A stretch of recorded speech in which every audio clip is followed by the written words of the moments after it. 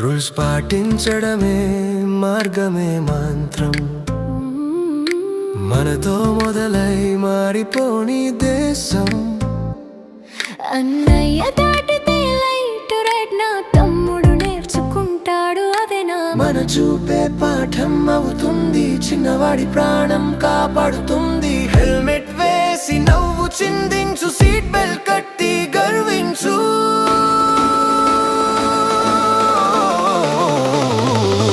మన చేత